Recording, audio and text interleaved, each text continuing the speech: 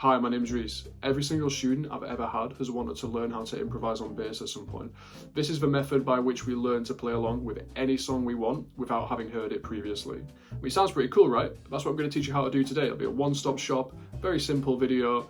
A lot of people treat this like it's a big scary thing, but the boring answer is that it's pretty easy and you're going to learn how to do everything here. Let's make a start.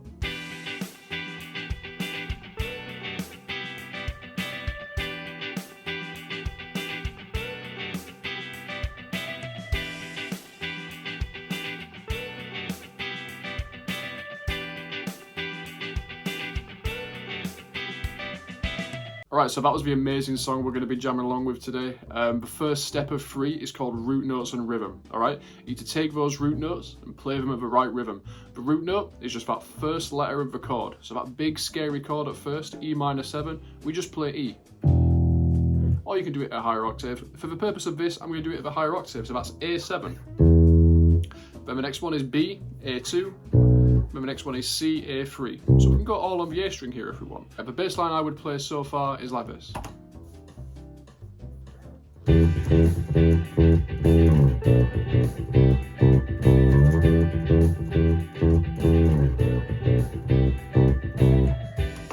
It's fine. If you want to do something a bit more interesting though, then we can go to step 2. So step 2 is passing notes and diatonic notes. There's 2 parts of this bass line which I think are a bit boring and could be improved. The first one is the E. We're kind of just sitting there for a while, like...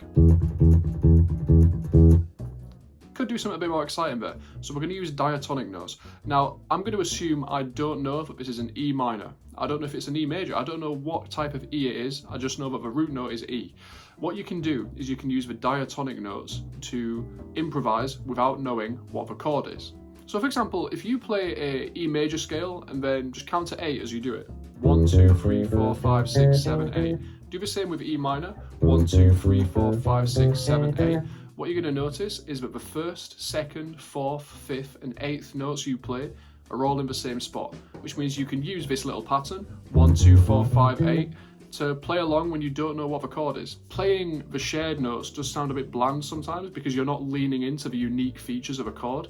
I mean, in this song I choose to use an E minor 7 for a reason, right? And any songwriter chooses this for a reason. So as a bass player, it's important to lean into those unique elements. But for now, let's just focus on playing along, not necessarily fulfilling the song, should we say. So maybe we could try this. We could try going root note, 5th octave. This is a personal favourite of mine for like the first 2 years of playing bass. Every single improvisation I did was this. So we could try, let's try this.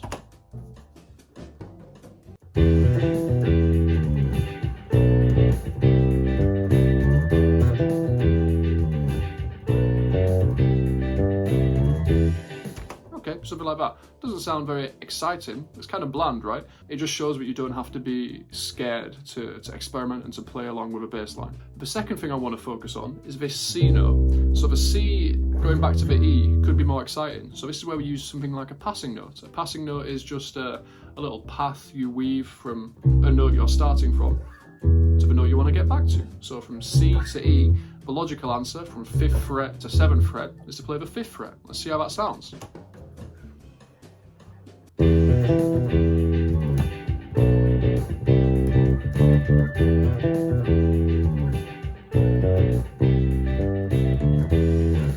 Something like that, okay? So now we've got a pretty mid bass line, okay? But it's completely fresh, completely new. You've made it up all on your own to a song you've never heard before. Now let's talk about making this mid bass line really cool with step 3. Okay, so step 3 is adding complexity. This isn't always necessary, and I was joking earlier when I said that this was like a mid bass line, but for a lot of songs, they don't actually take it further than that. It's just the right root notes, the right rhythm, with some passing notes kind of weaving between them. And most of the time, that's absolutely fine. But if you want to take it a bit further, here's how you do it. Now, if you've used Photoshop before, you'll know that there's those 3 RGB sliders, right? You've got red, green, and blue. Okay, kind of losing my name, right? What we're going to do is we're going to rename them. The first one is melody. You can either have a fully scalic bass line or a fully disjunct bass line. Here's how that would sound. So a fully scalic bass line, perhaps on the E minor, would just be like that. I'm literally just playing up E minor and coming back down again. All the notes in the scale are next to each other. The opposite would be a fully disjunct melody. Now, I can't really think of a, well, that bird was kind of crazy. I can't really think of a way to implement this in our song. Maybe something like that, where you're kind of jumping around quite a lot. It's not really a consistent melody. My favourite example of this being used and actually sounding good is Around the World by my favourite band, the Red Hot Chili Peppers. So Flea plays like this. Now, me sat here playing that without the backing track sounds quite bad, I'm going to be honest, but in the context of a song, it works amazingly. This style of playing is harder to get right. We want to weave the perfect balance between scalic and disjunct. Now, this will be different for every song. In my song, I'm going to try it now.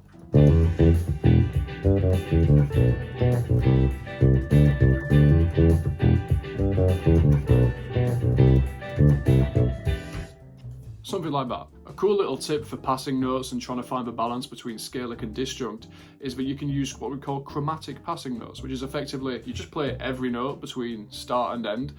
In my opinion, this works best as a triplet and very rarely outside of that context, okay? So for example, we could go from D to E at the end of this melody with some chromatic passing notes. So we could go...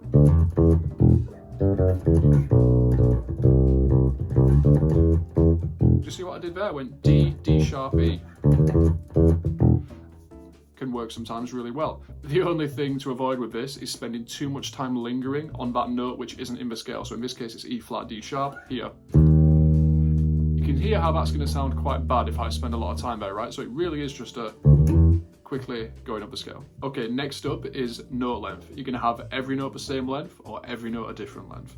Obviously, the latter doesn't really exist. Nobody goes for a fully random note length, but there is a really strong case to be made for the former. You know, there's a lot of I say a lot of great punk bass lines. There's not a lot of great punk bass lines. Sorry for the punk slander, but it's true. But a lot of great rock and punk bass lines are literally just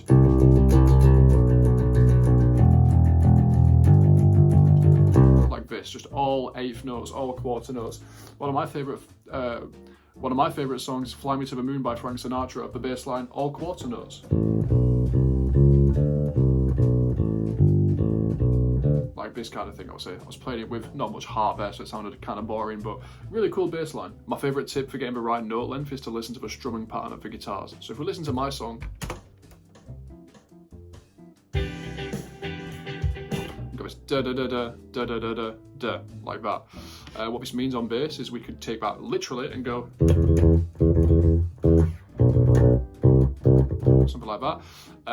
I think we should turn it back a little bit, okay? Because this is going to be quite an intense bass line. I think funk music like this, it's more about what you don't play. So I want to leave bigger gaps between my notes. So let's try this out.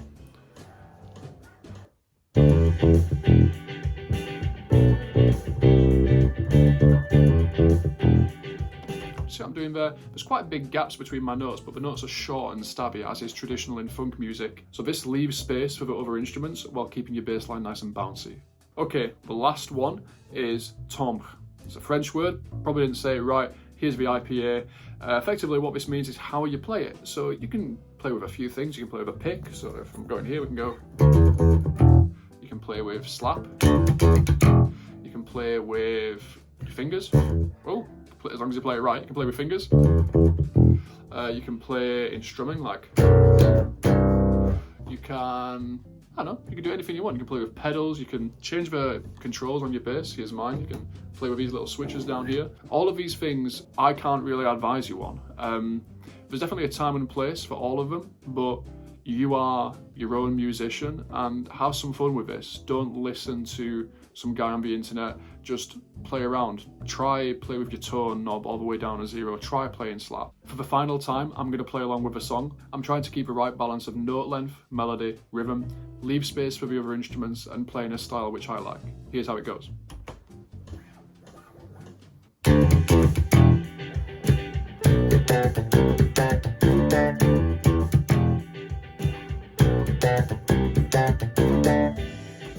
Just like that, playing in slap. There's one last thing to discuss before I go. That is the feel of a song, okay?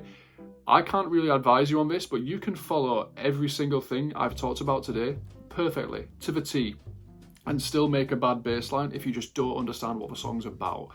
So let's say you've got a slow ballad, okay? Got a slow ballad, it's about someone who's died or someone you love or something like that. And the bass line you come up with is, you know, perfect root note, perfect balance, and it sounds like this. It goes. That is not going to suit the song, no matter how cool the bass line is. That's not something I can really advise on. You just got to use your brain a little bit for that one, but I trust you. Okay, so that's the end of the video now. Thank you for watching. This was a quick video on purpose because I didn't want to go into too much detail. There's a lot of very detailed guides on YouTube, and I think they can scare people off improvising. Let me know if there's any questions you have, any comments, and I'll get back to them all. Thank you for watching. Goodbye.